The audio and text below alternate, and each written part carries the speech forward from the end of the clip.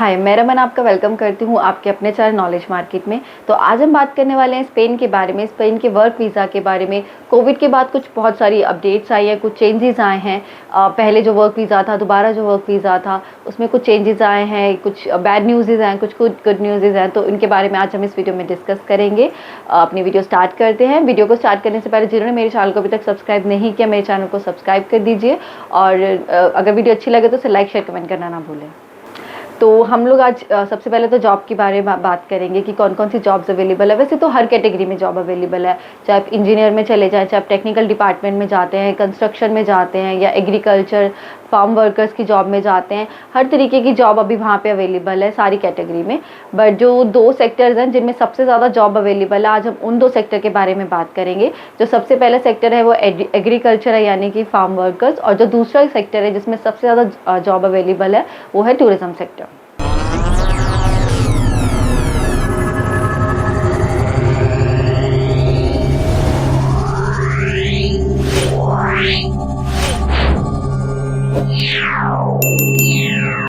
तो सबसे पहला जो सेक्टर है हमारा वो है एग्रीकल्चर, यानी कि फार्म वर्कर की जॉब। अगर हम इस सेक्टर की बात करें तो कोई छोटी कंट्री हो, कोई बड़ी कंट्री हो, हर कंट्री में अभी एग्रीकल्चर की जॉब आपको अवेलेबल हो जाएगी। और ये बहुत इजीली मिल जाती है as compared to other job. मतलब हम किसी और जॉब में अगर जाते हैं तो उसमें थोड़ी डिफिकल्ट होता है, हम लोग को कोई डॉक्यूमेंटेशन मांग लेता है, कोई सर्टिफिकेट्स, कोई एक्सपीरियंस। बट एग्रीकल्चर एक ऐसी जॉब है जहाँ आप इजीली जा सकते हो। आपके पास स्किल्ड है, आपके पास आप अनस्किल्ड हैं, आपके पास एक्सपीरियंस है, नहीं है, फ्रेशर हैं, कोई डॉक्यूमेंट्स नहीं चाहिए, कोई किसी चीज़ की रिक्वायरमेंट नहीं है। कोई ऐसा नहीं है कि भाई ये एजुकेशन लेकर आओ, ये सर्टिफिकेट लेकर आओ तो मिलेगी, ऐसा नहीं है। ये जॉब आपको बहुत इजीली मिल जाती है बिना किसी डॉक्यूमेंट्स की भी।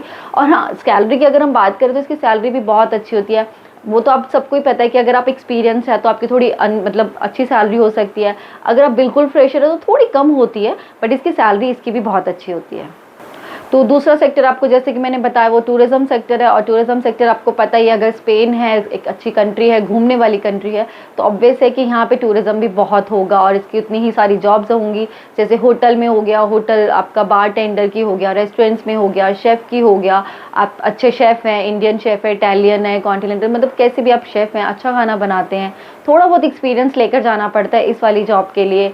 आप अगर कोई आपने कोर्स किया हुआ है अच्छा सा होटल मैनेजमेंट का, है ना, या आप किसी और बारटेंडर वगैरह की जॉब में जाना चाहते हैं, उस जॉब के लिए आपको पता है आपके पास पैशन होना चाहिए। ये सारी जॉब्स हैं, आप इसमें भी जा सकते हैं। अगर आप एग्रीकल्चर में नहीं जाना चाहते तो आप टूरिज्म सेक्टर में भी जा सकते हो। फिलहाल ये दो ही सेक्टर हैं। मतलब जैसे कि मैंने बताया कि जो बाकी सेक्टर्स हैं उनमें भी बहुत सारी जॉब अवेलेबल है, बट फिलहाल के लिए वहाँ दो ही सेक्टर हैं जिसमें सबसे ज़्यादा जॉब अवेलेबल है। वहाँ की करेंसी की अगर हम बात करें तो वहाँ की करेंसी यूरो चलती है। और हमारे यहाँ का INR, अगर हम एक यूरो INR में अगर कन्वर्ट करते हैं तो वो 85-86 रुपीज़ के करीबन होता है। बाकी आप लोगों को पता है कि ऊपर नीचे होता रहता है, एग्जैक्ट मैं आपको कभी भी नहीं बताती कि हाँ मतलब एक INR 85, एक यूरो इतना ही होता है, नहीं, वो ऊपर नीचे होता रहता है। अगर वहाँ मिनिमम वेजेस की बात करें तो 2700 है, 2700 यूरो पर मंथ है। मतलब अच्छी सैलरी है। ये तो मैंने उसकी बताई है जो एक्सपीरियंस नहीं है, जो फ्रेशर हैं। बाकी अगर आप फ्रेशर नहीं हैं, आपके पास एक्सपीरियंस है, आप किसी और अच्छी जॉब में जा रहे हो, तो आपके जो मिनिमम वेजेस हैं ये ज़्यादा बढ़ जाते हैं। तो अगर आप लोग एजुकेटेड नहीं हैं, आप लोग इतने स्किल नहीं हैं, इतने डॉक्यूमेंट्स वगैरह नहीं हैं, इतना एक्सपीरियंस नहीं है, तो भी आप दोनों में से किसी भी जॉब में काम कर सकते हैं, एग्रीकल्चर हो या टूरिज्म सेक्टर हो। बट वहीं अगर आपके पास थोड़ा बहुत भी एक्सपीरियंस है या अच्छा खासा एक्सपीरियंस है, तो जैसे कि मैंने बताया, मिनिमम वेजेस से आपकी सैलरी ऊपर हो सकती है। और वहीं अगर हम एज की बात करें तो आपकी जो एज है वो 18+ से लेके 50 तक होनी चाहिए। इस एज के अंडर आप लोग वहाँ पे इजीली जॉब अप्लाई कर सकते हो, जॉब कर सकते हो।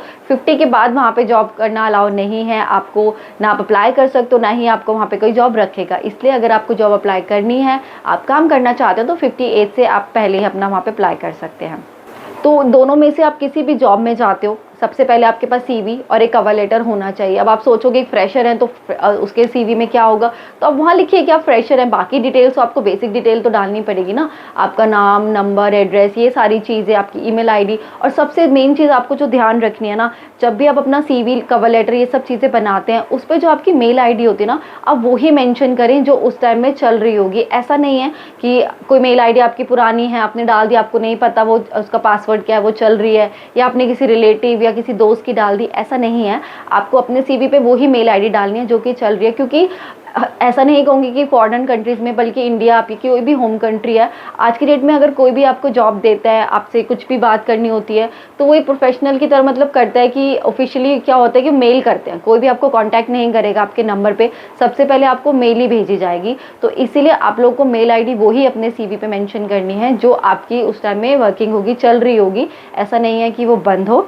उसके बाद जैसे आपका सीवी कवर लेटर रेडी हो जाता है तो नेक्स्ट आपको मिलता है, आप वीडियो कॉल पे आपका इंटरव्यू होता है। इंटरव्यू में जब अगर आप सेलेक्ट होते हो तो आपको वहाँ पे आपका जो भी ऑफर लेटर होगा, कॉन्ट्रैक्ट लेटर होगा, वो सारी चीज़ें मिलेंगी। फिर आपको ये सारे डॉक्यूमेंट्स लेके, या जो जो वर्क वीज़ा के आपके डॉक्यूमेंट्स हैं वो सारे आपको लेकर एम्बेसी जाना है। आपकी होम कंट्री में जो भी एम्बेसी होगी आपको वहाँ जाके ये सब सबमिट करने हैं। उसके बाद को आपका जो वीज़ा है वो 2 से 3 हफ्ते में वीज़ा आ जाएगा। जी हाँ, स्पेन का जो वर्क वीज़ा है उसमें कोई 6 महीने, 8 महीने, 5 महीने नहीं लग रहे हैं, 2 से 3 हफ्तों के अंदर अंदर ही आपका वो वीज़ा आ जाएगा।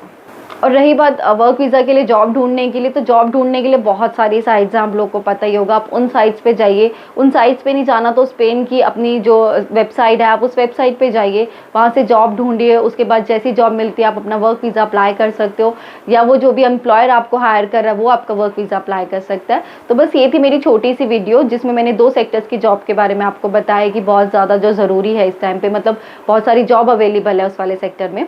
तो बस बाकी इस वीडियो से रिगार्डिंग आपकी कोई भी इंक्वायरी होगी या स्पेन के आप किसी भी और वीज़ा के बारे में जानना चाहेंगे तो आप उसके लिए मुझे मेल या कमेंट कर सकते हैं। और वीडियो अच्छी लगे तो इसे लाइक शेयर कमेंट भी ज़रूर करिएगा। Thank you.